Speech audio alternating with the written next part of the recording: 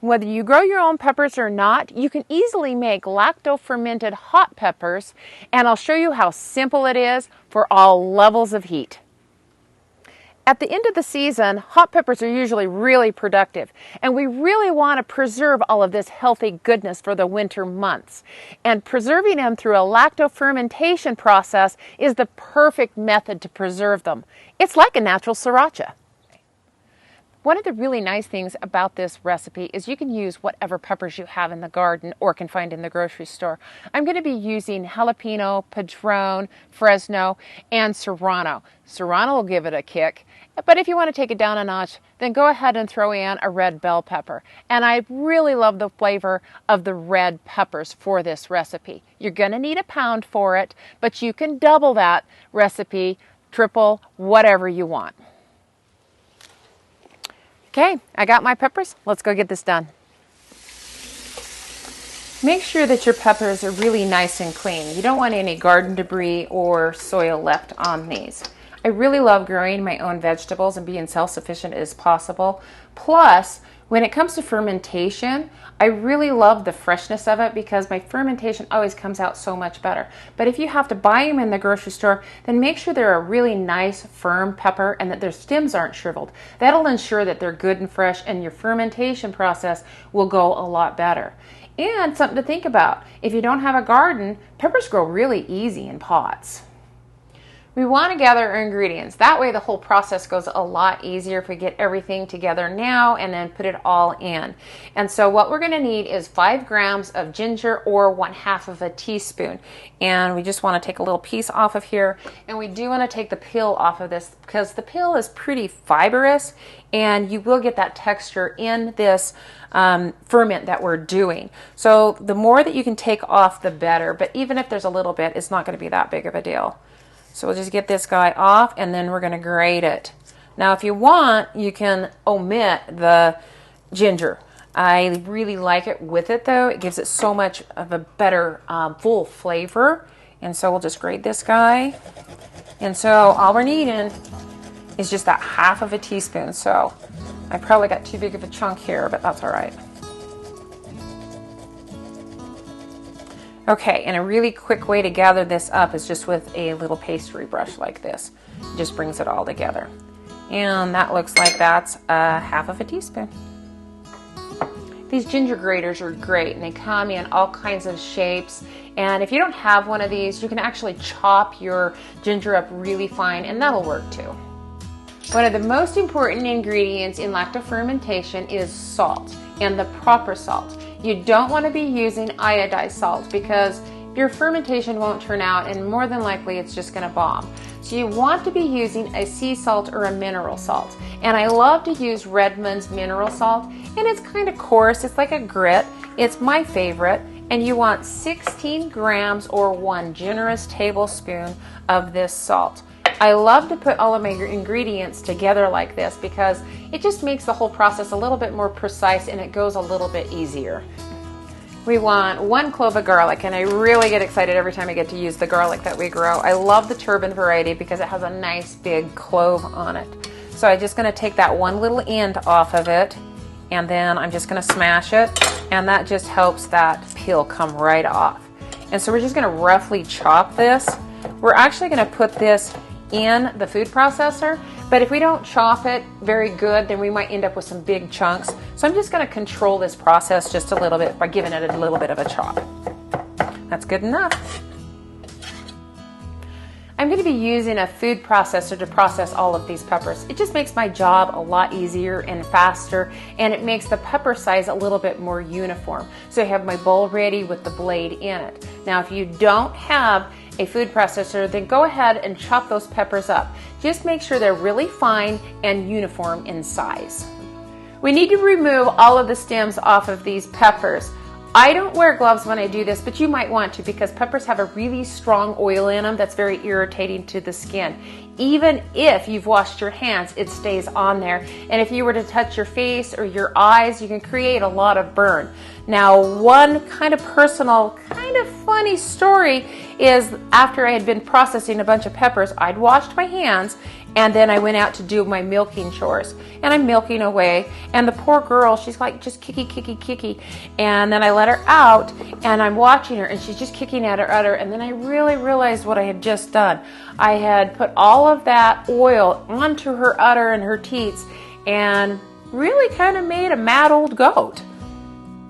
So you'll notice that on some of these peppers, I actually have some yellows here. And I did say, you know, the red is better.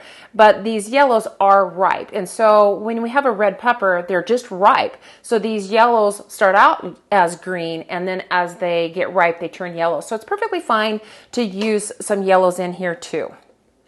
So we'll just get all of these tops off of here, and if you don't want as much heat, then go ahead and cut these right in half and take a spoon and remove these ribs and seeds right out of there. And be careful, because the juices of the peppers can actually squirt up into your eyes. You may even want to wear some glasses for this.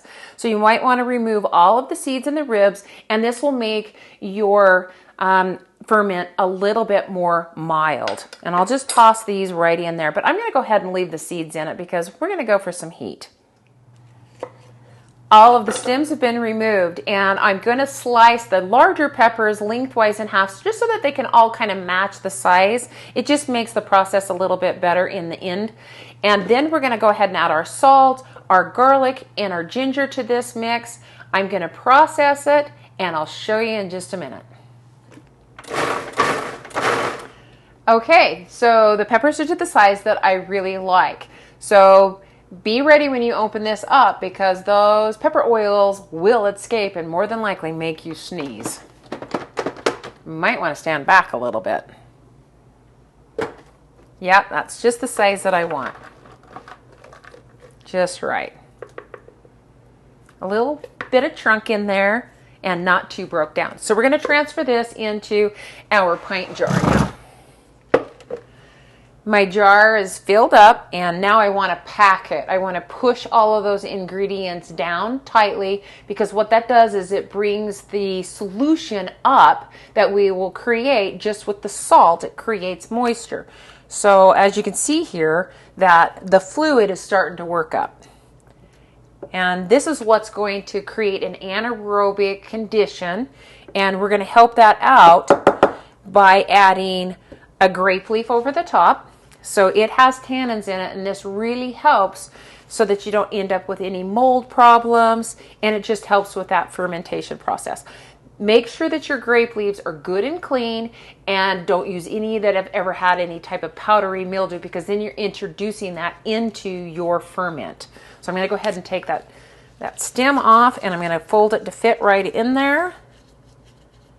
And it's going to go all the way around. And then I'm going to use a pickle pebble to go on top, and that's going to push that grape leaf down, and that's going to ensure that we have an anaerobic condition. Anaerobic just means no air. When we have air, we get mold. Now we need to cover our ferment, and you could just use a regular canning lid. And when you do this, don't over tighten it, because air actually needs to escape or it builds up too much pressure. But still, I would come back and check this just to make sure, and open that lid very slightly, and you'll hear gases escape. It's a good idea to do this 1 or 2 times a day. But I really like to just use the pickle pipes because they're safe. I don't have to come back and check on it. Air escapes, but it doesn't let air go in. These fit right in with your regular rings. I can put it right on there, and I can make it nice and tight. When I ferment, I always like to put a towel underneath the ferment, because as it builds pressure, it pushes liquid out, and so it's just a nice capture spot. Now I'm going to go ahead and leave this on the counter for 3 to 5 days. I'm going to keep an eye on it, and I'll start to see bubbles form, these little gas bubbles that start to form. And at that point, I can actually eat this, and it's really good at that point. Or you can put it in the refrigerator for another month or 2, and that's when I like it. That's when it develops that really good flavor, and it isn't near as hot as it was in the beginning. You can also take it at that point and run it through your blender and create more of a sauce type of a thing, where this is kind of chunky. We want to definitely watch out for molds that could develop. Hopefully, if you've done everything right, you won't get that. But if you start to see a cloudy film on it or even a separation at the bottom, that's pretty normal. That's just its brine. But if you start to see a fuzz that's on the top, on the surface, then that's more than likely mold, and you don't want to mess with that, and you probably better just toss it. These chilies will last in your refrigerator for at least 4 months unless they disappear. We like them over the top of pizza as a replacement for the hot chili pepper flakes, and we really like them on omelets and eggs. Use it dabbled over the top of chicken soup or clam chowder, and of course, it's just supreme with black beans and rice. They're really yummy mixed with cream cheese and some diced up onions. It really tones down that heat. Be really creative with this. This is what I would call an essential condiment and a great way to preserve your garden's bounty. Till next time, see ya! Are you putting the hot peppers on ice cream? Yeah, you said to be creative. Well, that's a hot mess.